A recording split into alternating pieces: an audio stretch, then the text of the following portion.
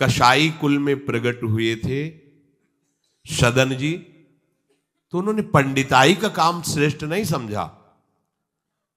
स्वधर्मो निधनो श्रेया परधर्मो भयावहा। वो अपना धर्म का, ऐसे ज्ञानी महात्मा थे कि बड़े बड़े संत उनसे सत्संग करने जाते थे, और ऐसी निष्ठा थी कि विचलित नहीं हुए, हाथ कटवाले विचलित नहीं हुए। जा रहे थे जगन्नाथ जी के दर्शन करने, तो संयम से चलने वाले पुरुषों के चेहरों में आकर्षण ही होता है।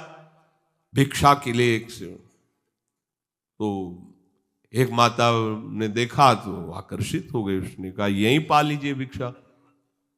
संत हृदय उनका पा लिया। तो आप कहाँ जा रहे हैं? जगन्नाथ जी के दर्शन। तो अब तो शाम होने वाली, यहीं रुक जाइए, कल चले जाना। बड़ा भाव देखा, रुक गए।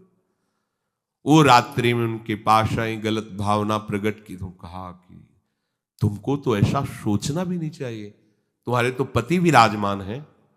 तो उसको लगा कि इनका आशय कहने का है कि तुम्हारे तो पति, अगर पति ना होते तो काम अग्नि ऐसी होती, बुद्धि भ्रष्ट कर देती। आई और कहा तो पति को राधे राधे कर दिया, तो आप ऐसा तूने कैसे सोच लिया, तेरी ऐसी भावना। बोले अब ज्यादा हमारे सामने बाबागिरी नहीं, अब हम जो कहें वही कहो, नहीं तो हम जब पति को मार सकती तो तुम्हें अभी पूरी जनता से मरवा सकती है। तो उनका प्राण दे सकता हूं, धर्म से विमुख नहीं हो सकता। उसने मचा दिया हल्ला, लोग एकत्रित, देखो देखो ये धर्म करने का फल। मांग रहा था रोटी, हमने इसको बैठ के पवाया और कहा कि आज रात्रि यहीं रुक जाओ। रात्रि में रुका, हमारे साथ गंदा आचरण करना चाहा, पति ने विरोध किया, पति का गला काट दिया। और जाल रचने में माया को देर लगती है क्या? वो मुस्कुरा रहे थे। जगन्नाथ जी बड़ी सुंदर लीला की आपने, भक्त हैं उनके तो सामने भगवान, तो उनके संसार थोड़ी होता है। भक्त केवल भगवान को देखता है, उनकी लीला है जैसा।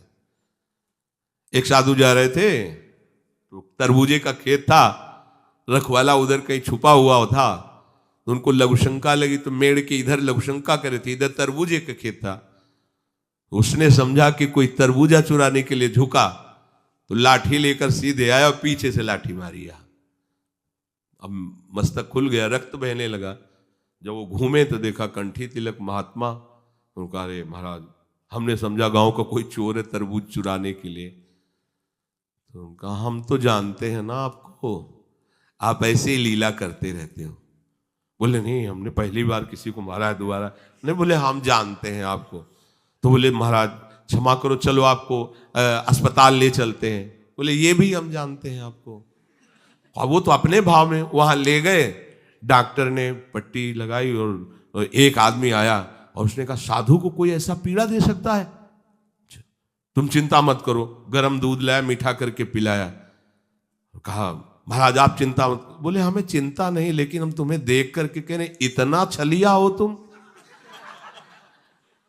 मतलब हमने क्या, दूध है, चीनी है, इसमें मिला दिया हमने, कोई और तो इसमें जहर तो मिलाया नहीं। हम जान रहे हैं ना, तुम ही वो पहले लाठी से मारा, फिर अस्पताल लाए, तुम ही ने पट्टी बांधी और तुम ही हमें दूध पिला। बोले महाराज नहीं, ऐसा ऐसा करके फंसा क्यों रहे हो हमको, हमने ऐसा। बोले हम तो अब तुम हमें भुलावे में नहीं डाल सकते, तुम ही हो, तुम ही हो। वो अपने भाव में है, वो सामने वाले के। तो साधु अपने भाव में होता है। तो सदन जी आनंदित है, हे भगवान ये तुम्हारी लीला है।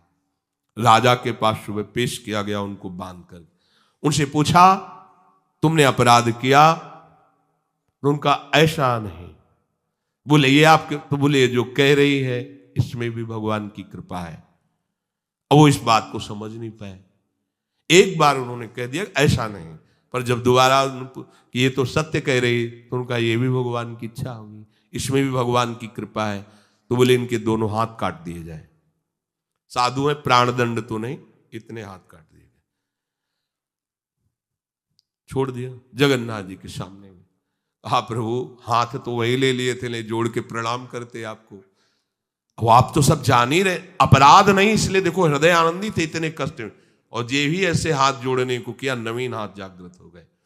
और भगवान प्रसन्न होकर के, भगवान जब बातचीत करते हैं तो यही बातचीत अपने से होने लगे, तो आप नहीं सुन पाएंगे, जिससे होगी वही सुन पाए।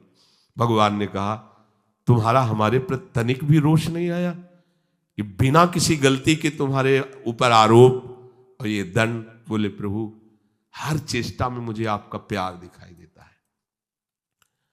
तो वो करके इतने बड़े महात्मा है कि जहां आप भयभीत हो जाएंगे कि भैया वो ऐसे तो हम धर्म से चलते हैं, पर अब सब जान जाएंगे, दंड मिलेगा, इससे अच्छा चल भैया जैसा तेरा। नहीं, प्राण चले जाएंगे धर्म।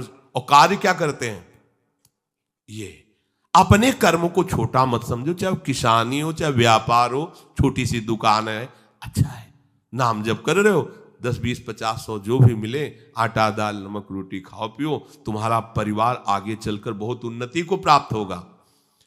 बेईमानी करके अधर्म आचरण कर करो तो भैया देख लेना, ऐसा होगा कि तुम सोचोगे कि हमने पाप किया है। सोचोगे एक दिन तुम्हें बैठ के रोना पड़ेगा अपने परिवार के लिए जिनके लिए तुम पापाचरण करते हो।